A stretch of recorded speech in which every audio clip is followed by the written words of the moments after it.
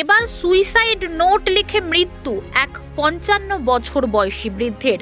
পরিবারের দাবি এসআইআর এর আতঙ্কে মৃত্যু হয়েছে তার। সুইসাইড নোটে লেখা রয়েছে, আমার ভুলে সবাই সাজা পাবে, এটা আমি কিছুতেই মানতে পারছি না, তাই এই সিদ্ধান্ত নিলাম, তোমরা সবাই আমায় ক্ষমা করো। ঘটনাটি নদিয়ার করিমপুরে। মৃত ব্যক্তির নাম ফিরোজ খান, বয়স আনুমানিক ৫৩ বছর। পরিবার সূত্রে জানা যায় ১৬ জানুয়ারি নোটিশ আসে ফিরোজ খানের বাড়িতে।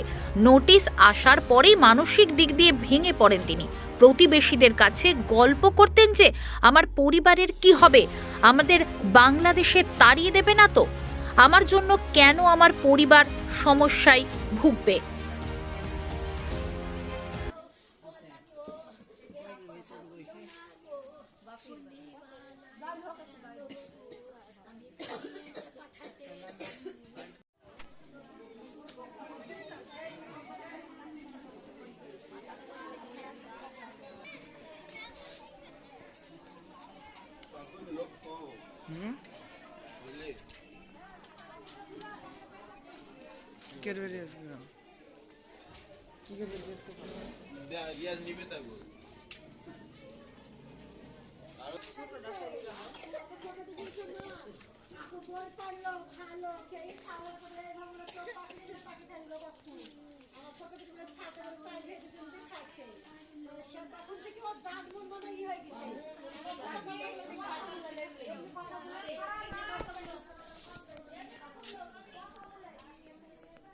হচ্ছে যে এই যে এসআইআর কাগজ নিয়ে বারবার হেনস্থা করা হচ্ছে, তাই ও এটা সহ্য করতে পারছে না যে আমার পরিবার তাহলে কি বাংলাদেশ পাঠিয়ে দেবে বা না ডিটেনশন ক্যাম্পে করবে।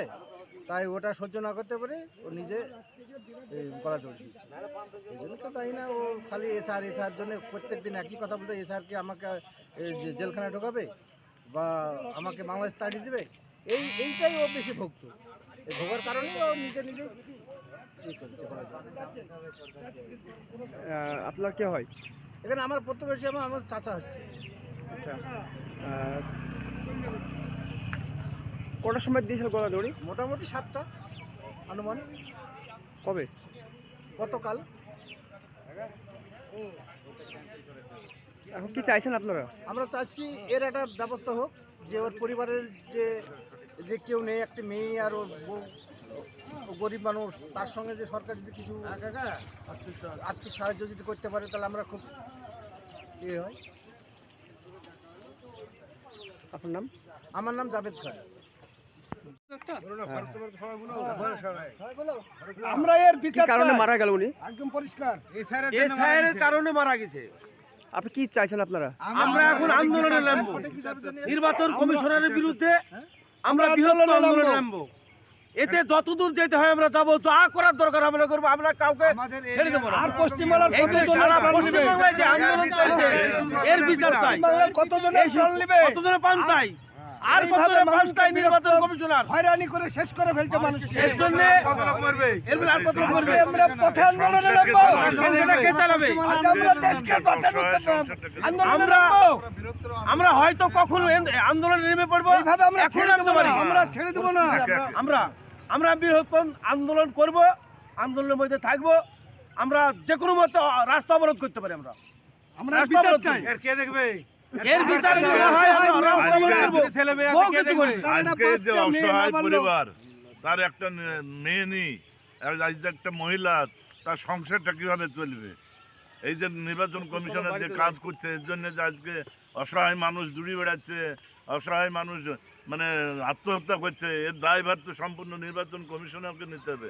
এর জন্য আমরা চাই বিচার, এবং আমরা আন্দোলন করব এবং বৃহত্তর আন্দোলন করব। আমরা আমাদের প্রশাসনের মাধ্যম দিয়ে আমরা জানিয়েছি, এবং আমরা চাই যে আমাদের রাজ্য সরকার এর একটা কিছু বিহিত করুক, যাতে আমরা মানে সাধারণ মানুষ আমরা সুস্থভাবে বসবাস করতে পারি বা আমরা সুস্থভাবে থাকতে পারি, ভোট দিতে পারি, এই ব্যবস্থা আমাদের করতে হবে। আমার নাম রফিক খান, বাড়ি কুচুয়াডাঙ্গা, ওই মধ্যপাড়ায়। কে হয় আপনার? আমার ভাই হয়। এই নির্লজ্জ নির্বাচন কমিশনারের পদত্যাগ করা উচিত এবং এর শাস্তি হওয়া উচিত। সরকার বাহাদুর কোর্ট, হাইকোর্ট, সুপ্রিম কোর্ট এদের শাস্তি দেখ। এটা আমরা চাই। এই স্যারের জন্য কত জায়গাতে প্রাণ হারাচ্ছে, এই সাধারণ মানুষের বিএলওর প্রাণ হারাচ্ছে, সাধারণ মানুষের প্রাণ হারাচ্ছে। এই ভুলের জন্য কে ভুল তাই আজকে সম্পূর্ণ ভুল করছে অফিসাররা, তার জন্য আমাদেরকে এরকম ভোগান্তি হতে হচ্ছে। এর আমরা বিচার চাই, আর যেন দীপিকা না ঘটে এই আমরা চাই। ধন্যবাদ। সাধারণ মানুষের জন্য কষ্ট পাবে। হয়ে গেল ভাই।